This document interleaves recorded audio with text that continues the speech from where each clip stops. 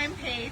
And I'm Alex, and welcome back to Plant Fact Friday, where today we're talking about carnivorous plants, and we're actually going to feed some of our carnivorous plants too. So Paige, tell us why carnivorous plants have evolved to eat meat.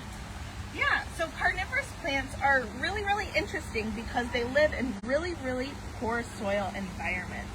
So areas like bogs, wetlands, or the rainforest where they have to compete with a lot of different plants.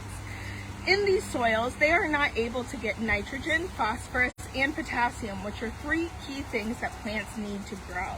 So instead of developing stronger roots, they've decided to have snacks like insects. So they've developed these different parts of their plants where they're able to digest insects to gain these nutrients. So carnivorous plants have evolved separately at least 6 different times on the family tree of plants, which is really cool. It gives us evidence to say that it is really beneficial for plants to trap and absorb their nutrients from eating things. But it also gave us a lot of diversity in the ways that they do it. There are over 600 different species of carnivorous plants around the world.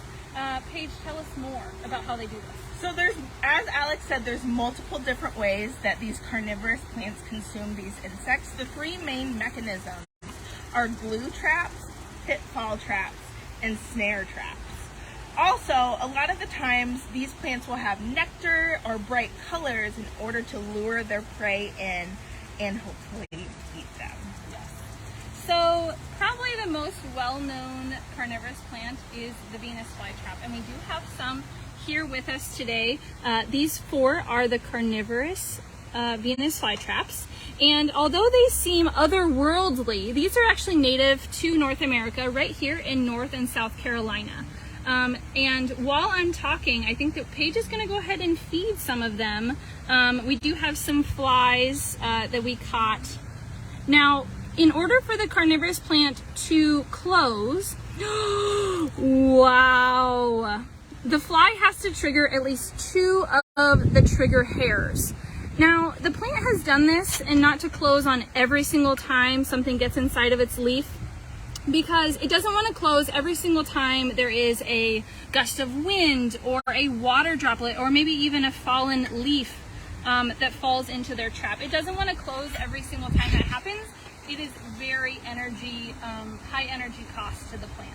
Now, we did see this trap, this fly.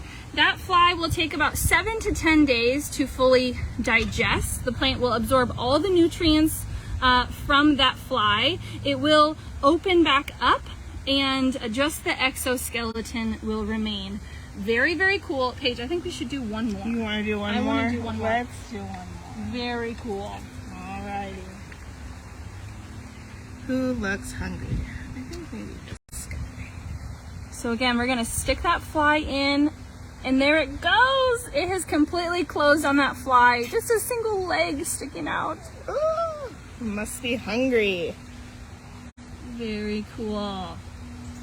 Now, you don't actually have to feed carnivorous plants. If you have some of your own, they can trap insects on their own, and you don't have to feed them like we are here, but it is really cool to watch. One insect, or even small frog, or sometimes even mice in the bigger carnivorous plants, that will sustain the plant for a really long time. So you don't have to feed them.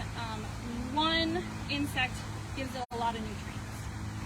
Okay, let's move on to the next one. Our next carnivorous plant that we have here are our pitcher plants. Our pitcher plants come in multiple different genus and species, and we have 2 main ones here today. As you can see, the pitcher plant has a unique funnel-like shape where they're able to hold a lot of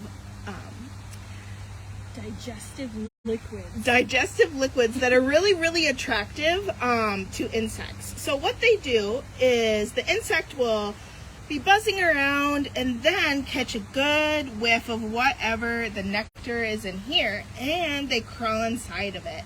Once they crawl inside of it, that is it for that fly or that insect, because they have downward facing hairs which trap the insect from getting back out. So this is a type of passive trapping, And that doesn't require a lot of energy, but once that fly is in there, they are using those digestive liquids to really consume that animal or that insect and break it down and get those nutrients that it needs. So, like Paige said, these are both pitcher plants. The first one along this row is the Saracenia. Those are temperate pitcher plants native to North America. You can see they're very tall. They kind of have a hood on top of their pitcher, and that's to protect them from rainwater. They have digestive liquids inside, and if rainwater were to get inside of them, that would just dilute those enzymes inside. So it does kind of have a hood to protect that from getting water inside of it. But these can grow up to about 3 feet tall, and like we mentioned before, they get very bright red or even purple in color, and that's to attract those insects. So that is the temperate pitcher plant native to North America. Over here on this side, we have the tropical pitcher plant called a Nepenthes. This Nepenthes is a vine of sorts that grows high up in the trees in the tropical rainforest. So its roots, again, aren't in a fertile soil, so they have adapted to catch insects. Now, these pitchers, as you can see, grow off the end of the leaf here, producing this cute little pitcher that will continue to get bigger.